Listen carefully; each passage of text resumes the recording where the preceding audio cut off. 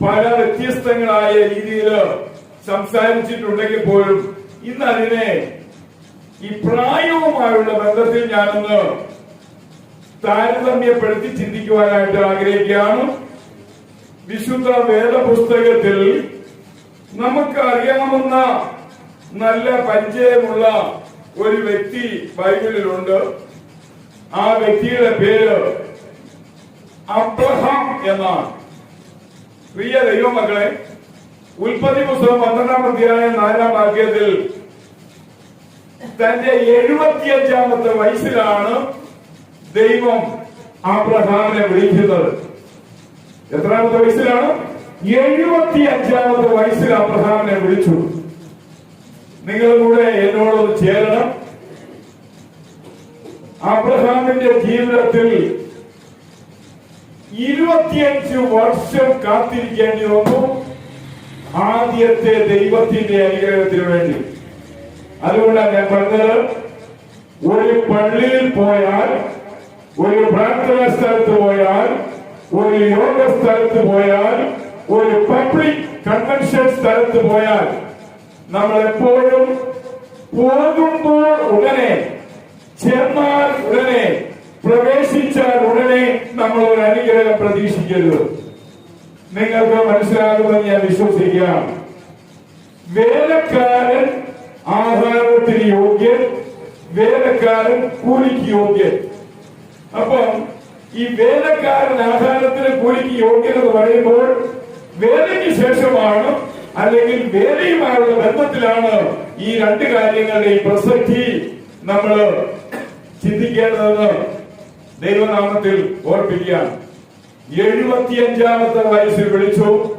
100-ാമത്തെ വയസ്സിലാണ് അബ്രഹാമിന് ആദ്യത്തെ അനുഗ്രഹം. അതുകൊണ്ട് ഞാൻ ഓർപ്പിക്കട്ടെ, നമ്മൾ അനുഗ്രഹത്തിന് വേണ്ടി, സഹായത്തിന് വേണ്ടി, നന്മയ്ക്ക് വേണ്ടി, ഗുണത്തിന് വേണ്ടി, നേട്ടത്തിന് വേണ്ടി, പുരോഗതിക്ക് വേണ്ടി, ഉയർച്ചയ്ക്ക് വേണ്ടി എപ്പോഴും എന്ത് ചെയ്യണം? കാത്തിരിക്കണം. അങ്ങനെ കാത്തിരുന്നാൽ ഏതെങ്കിലും സമയം നമ്മുടെ വേലയ്ക്കുള്ള കൂലി നമുക്ക് കിട്ടും. നമ്മുടെ ജോലിക്കുള്ള വേതന നമുക്ക് കിട്ടും എന്ന കാര്യത്തിൽ സംശയമില്ല. ജോലി ചെയ്തിട്ട് കൂലി കിട്ടിയില്ലെങ്കിൽ ചോദിക്കാം, എന്റെ ജോലിയുടെ കൂലി എവിടെയാണ്? എന്റെ വേലയുടെ കൂലി എവിടെയാണ്? എന്റെ അധ്വാനത്തിന്റെ പ്രതിഫലം എവിടെയാണ്? അതുകൊണ്ട് പ്രിയ വാത്സല്യമുള്ള ദൈവമക്കളെ, നമ്മള് ആദ്യം ദൈവസന്നിധിയിൽ ജോലി ചെയ്യുക, അതിനുശേഷം കൂലി പ്രതീക്ഷിക്കുക. കൂലിക്ക് കാലതാമസം നേരിടുമ്പോൾ നമ്മൾക്ക് ആധികാരികമായി ചോദിക്കാം, എവിടെയാണ് എന്റെ കൂലി എന്ന്.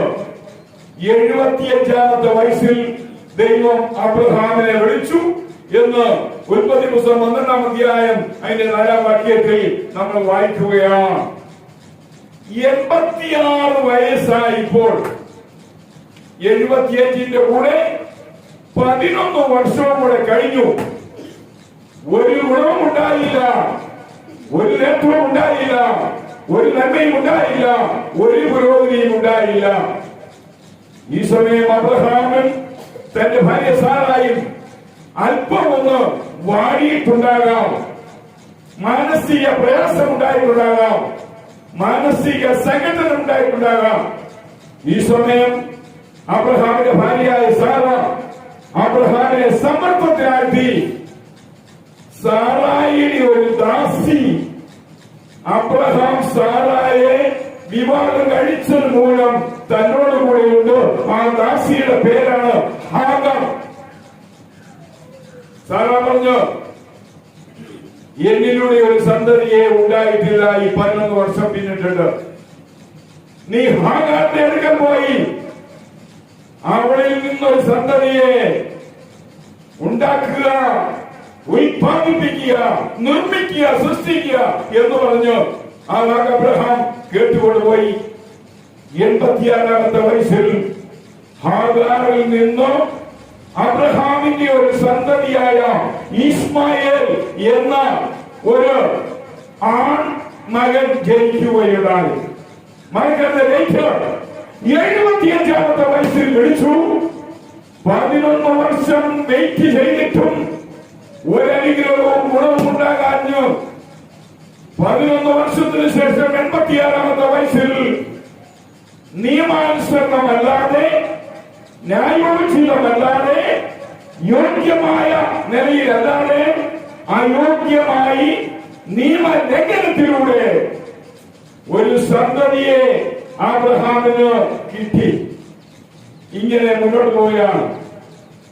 ഈ പോക്ക് മുന്നോട്ട് പോകുമ്പോൾ 86-ന്റെ കൂടെ 13 വർഷവും കൂടെ പിന്നിട്ട് 99-ാമത്തെ വയസ്സിൽ ദൈവം വീണ്ടും അബ്രഹാമിന് അനുഗ്രഹ വാഗ്ദാനവുമായി മുഖാമുഖം കണ്ടുമുട്ടുകയാണ്.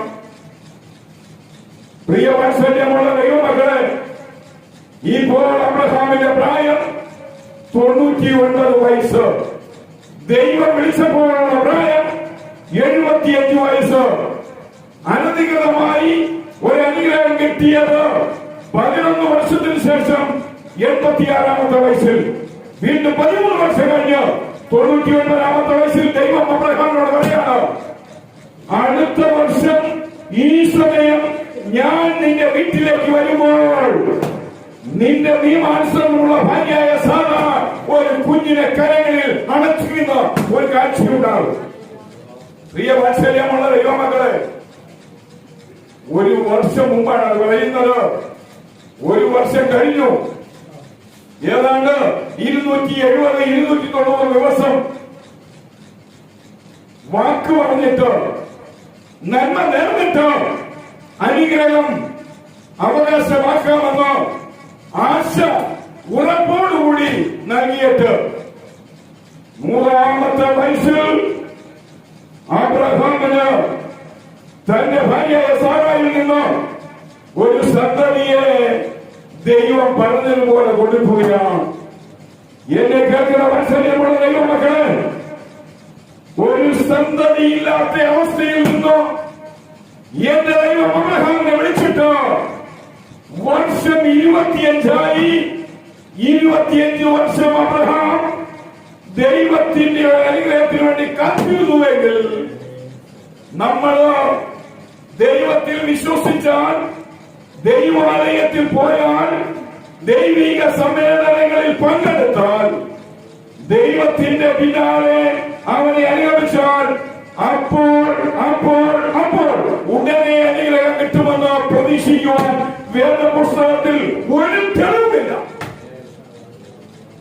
നമ്മൾ ശരിയോടെ കാത്തിരിക്കണം.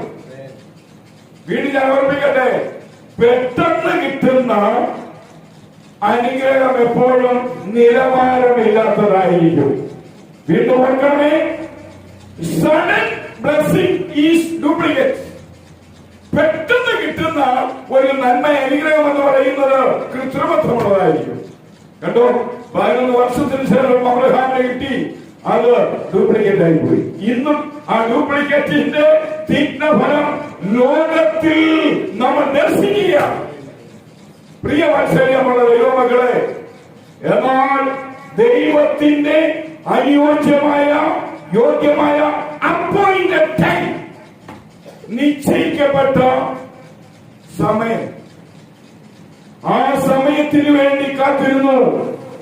ആ സമയത്ത് കിട്ടിയ അനുഗ്രഹം ഇന്നും ലോകത്തിൽ നന്മ വിതറുകയാണെങ്കിൽ, പ്രിയ വാത്സല്യമുള്ള ദൈവമക്കളെ, 75-ാമത്തെ വയസ്സിൽ വിളി, 86-ാമത്തെ വയസ്സിൽ അനധികൃത അനുഗ്രഹം, 99-ാമത്തെ വയസ്സിൽ divine blessing promise from God to Abraham.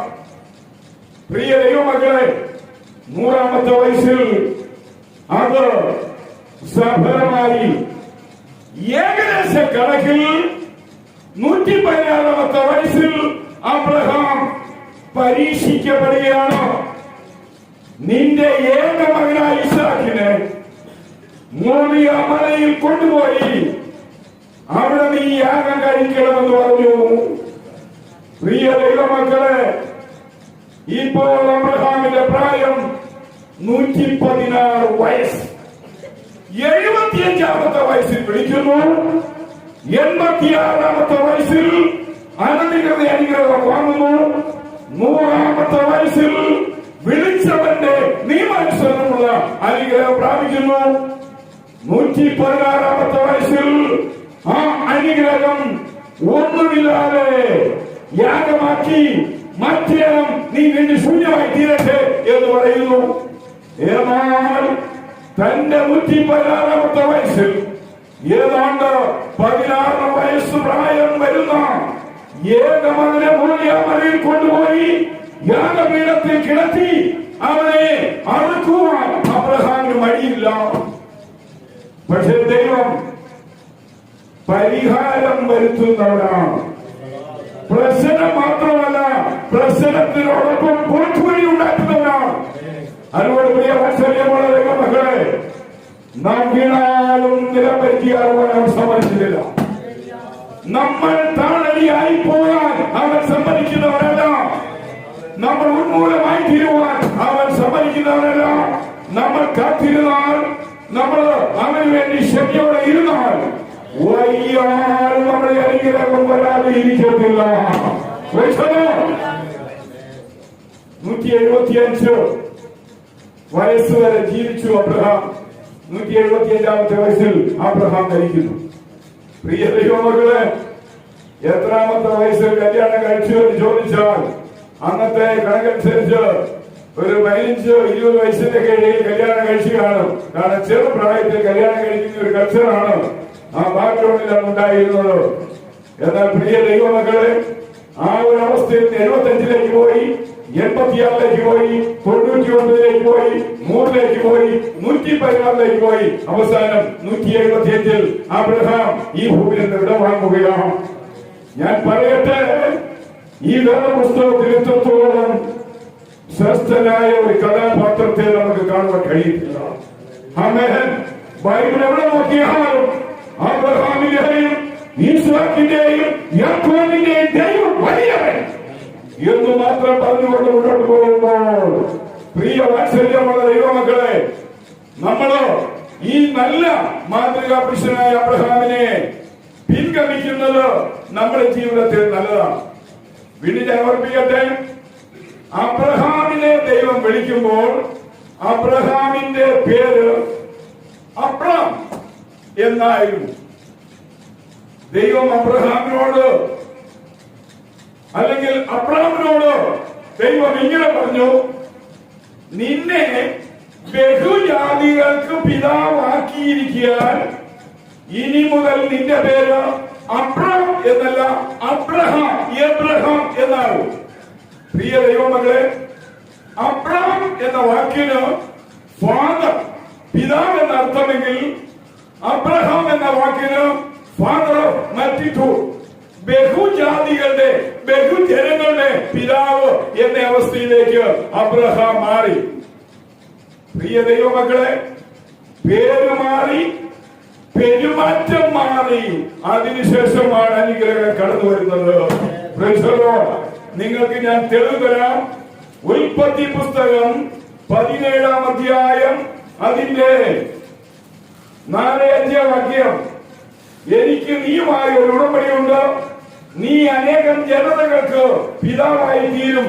5-ാം വാക്യം, ഇനി നിന്റെ പേർ അബ്രാം എന്ന് വിളിക്കപ്പെടുകയില്ല, പിന്നെയോ നിന്റെ പേർ അബ്രഹാം എന്നായിരിക്കും. എന്നാൽ ഞാൻ നിന്നെ അനേകം ജനതകൾക്ക് പിതാവാക്കിയിരിക്കുന്നു. പേര് മാറി, പെരുമാറ്റം മാറി, അതിനുശേഷം അനുഗ്രഹം കടന്നു വരിക. ഒരു ദൈവപൈതലിന്റെ ജീവിതത്തിൽ അനുഗ്രഹത്തിന് സമയം, കാലതാമസമുണ്ട്. പ്രിയ ദൈവമക്കളെ, ഉൽപ്പത്തി പുസ്തകം 17-ാം വാക്യത്തിൽ ദൈവം പിന്നെയും അബ്രഹാമിനോട് അരുളി ചെയ്തത്, നിന്റെ ഭാര്യയായ സാറായി, സാറായി എന്ന് പറയുമ്പോൾ രാജകുമാരി എന്നാണ് ആ വാക്കിന്റെ അർത്ഥം. ഇനി സാറായി എന്ന് വിളിക്കുന്നത് അവളുടെ പേര് സാറ. പ്രിയ ദൈവമക്കളെ, ഈ 2 വാക്കുകൾ തമ്മിലുള്ള വ്യത്യാസം രാജകുമാരിയും എന്റെ രാജകുമാരിയും എന്നാണ് വ്യത്യാസം. അബ്രഹാമിന്റെ ഭാര്യ സാറായി അബ്രഹാമിന്റെ രാജകുമാരിയായിരുന്നു. എന്നാൽ ഇനി അവൾ എന്റെ രാജകുമാരിയായി മാറുകയാണെന്ന് ദൈവം പറഞ്ഞ് പേര് മാറ്റി. എന്നെ കേൾക്കുന്ന വാത്സല്യമുള്ള ദൈവമക്കളെ, പേരുകൾ മാറുമ്പോൾ, പെരുമാറ്റങ്ങൾ മാറുമ്പോൾ, സ്വഭാവങ്ങൾ മാറുമ്പോൾ, ചിന്തകൾ മാറുമ്പോൾ, തീരുമാനങ്ങൾ മാറുമ്പോൾ, ആഗ്രഹങ്ങൾ മാറുമ്പോൾ ദൈവത്തിന്റെ അടുപ്പമുണ്ടാവും നമ്മുടെ ജീവിതത്തിൽ. ഈ അബ്രഹാം ആദ്യം അബ്രഹാമാണ്, പിന്നീട് അബ്രഹാമാണ്, സാറായിയാണ്, പിന്നീട് സാറയായി മാറി.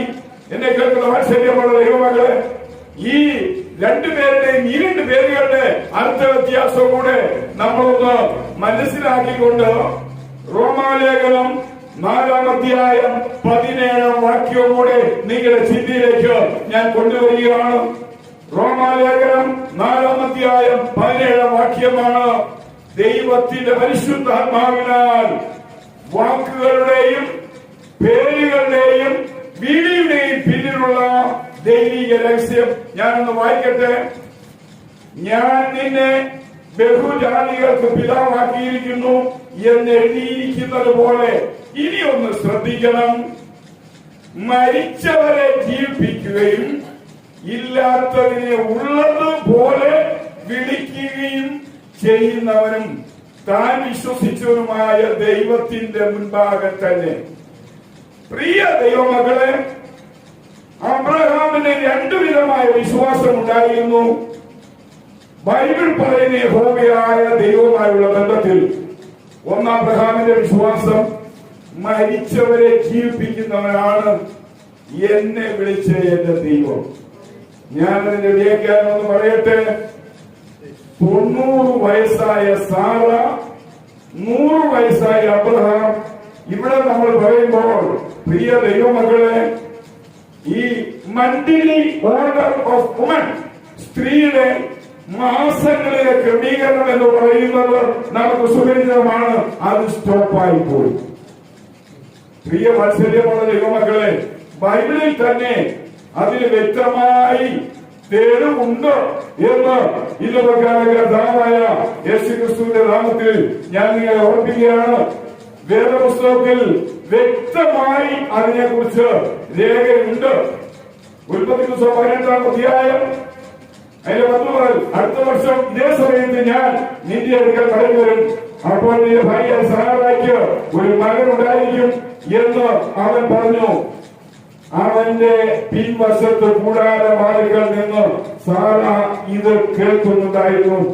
എന്നാൽ അബ്രഹാമും സാറായും വയോവൃദ്ധരായിരുന്നു. സാറായ്ക്ക് ആർത്തവം നിന്നു പോയിരുന്നു. ഇതാണ് ഞാൻ പറഞ്ഞ മന്ത്ലി ഓർഡർ ഓഫ് വുമൻ. പ്രിയ വാത്സല്യമുള്ള ദൈവമക്കളെ, ഇത് നിന്നുപോയ സ്ഥാനത്ത് ആർട്ടിഫിഷ്യലായിട്ട് മാത്രമേ മെഡിക്കൽ ശാസ്ത്രത്തിന് ഒരു സന്തതിയെ ഉത്പാദിപ്പിക്കാൻ കഴിയുമെങ്കിൽ, ഇത് അവസാനിച്ചു നിന്നുപോയ സാറായിലാണ് എന്റെ ദൈവം ഒരു സന്തതിയെ നൽകുന്നത്. ഇതിനെയാണ് പൗലോസ് ദൈവത്തിന്റെ പരിശുദ്ധാത്മാവിനാൽ വ്യാഖ്യാനിക്കുന്നത്. അബ്രഹാമിന്റെ വിശ്വാസത്തിന്റെ ഒന്നാമത്തെ അജന്യത എന്താണെന്ന് ചോദിച്ചാൽ, മരിച്ചവരെ ജീവിപ്പിക്കുന്നവർ. നിങ്ങൾക്ക് മനസ്സിലായോ? സാറ എന്ന് പറയുന്ന സ്ത്രീയിൽ ഒരു കുഞ്ഞിന് ജന്മം നൽകുവാനുള്ള ചാൻസ് ടോട്ടലി ഡെഡ്. അത് പൂർണ്ണമായി മരിച്ചുപോയി. ആ മരിച്ചവരെ അവൻ ജീവിപ്പിക്കുന്നു. രണ്ടാമത്, ഇല്ലാത്തതിനെ ഉള്ളതുപോലെ വിളിക്കുന്നു. അബ്രഹാം ഈ സമയത്ത് ആരല്ല, ഒരു കുട്ടിയുടെ അപ്പനല്ല, പക്ഷെ അവനെ ഒരു കുട്ടിയില്ലാതിട്ട് അപ്പ എന്ന് വിളിക്കുകയാണ്. എന്നെ കേൾക്കുന്ന വാത്സല്യമുള്ള ദൈവമക്കളെ, ഇതാണ് വിശ്വാസത്തിന്റെ അചഞ്ചലത എന്ന് കർത്താവായ യേശുക്രിസ്തുവിന്റെ നാമത്തിൽ ഞാൻ ഓർപ്പിക്കുകയാണ്. അപ്പോസ്തലനായ പൗലോസ് പറയുമ്പോൾ തന്റെ ആ പ്രഖ്യാപനത്തിൽ 2 കാര്യമുണ്ട്. മരിച്ചവരെ ജീവിപ്പിക്കുന്നവനാണ് എന്നെ വിളിച്ച ദൈവം. രണ്ടാമത്, ഇല്ലാത്തതിനെ ഉള്ളതുപോലെ വിളിക്കുന്നവനാണ്. അബ്രഹാമിന്റെ ഭാര്യയായ സാറായിൽ ഒരു കുഞ്ഞ് ജനിക്കുവാനുള്ള ഒരു അവസര ചാൻസും ഇല്ലാതിരിക്കുമ്പോൾ ആ അവസരത്തെ മാറ്റിമറിച്ച ദൈവമാണ് മരിച്ചവരെ ജീവിപ്പിക്കുന്നവൻ. അബ്രഹാം ഒരു അപ്പനല്ല, ഒരു സന്തതിയില്ല. ആ സമയത്ത് അവനെ ബഹുജാതികളുടെ പിതാവ് എന്നർത്ഥമുള്ള എബ്രഹാം എന്ന് ദൈവം വിളിക്കുകയാണ്. പ്രിയ വാത്സല്യമുള്ള ദൈവമക്കളെ, നമ്മൾ വിശ്വസിക്കുന്ന ദൈവം സാധാരണക്കാരനാണ്. നമ്മുടെ യേശു സാധാരണക്കാരനല്ല. അവൻ സാധാരണക്കാരനായിട്ട് നമ്മൾ കാണുന്നതാണ് നമ്മുടെ ജീവിതത്തിൽ അനുഗ്രഹത്തിന് തടസ്സമായിരിക്കുന്നത്. അതുകൊണ്ട് ദൈവമക്കളെ, വൈകിയാലും താമസം നേരിട്ടാലും കാലതാമസം നേരിട്ടാലും വർഷങ്ങൾ പിന്നോട്ട് പോകേണ്ടി വന്നാലും വിളിച്ചവൻ വിശ്വസ്തനാണ്. അവൻ അനുഗ്രഹിക്കുക തന്നെ ചെയ്യും. 75-ാമത്തെ വയസ്സിൽ ദൈവം തന്നെ വിളിച്ചുവെങ്കിൽ 99-ാമത്തെ വയസ്സിൽ അവസാന പ്രോമിസ് നൽകി 100-ാമത്തെ വയസ്സിൽ അനുഗ്രഹിച്ച ദൈവം ആ ദൈവമാണ് നമ്മളെ വിളിച്ചത്. ആ ദൈവം നമ്മളെയും അനുഗ്രഹിക്കും. വൈകിയാൽ നമ്മളെ അനുഗ്രഹിക്കും, വൈകിയാൽ നമ്മളെ അനുഗ്രഹിക്കും. അതുകൊണ്ട് ആ ഒരു അനുഗ്രഹത്തിന് വേണ്ടി നമ്മൾ ക്ഷമയോടെ കാത്തിരിക്കാം.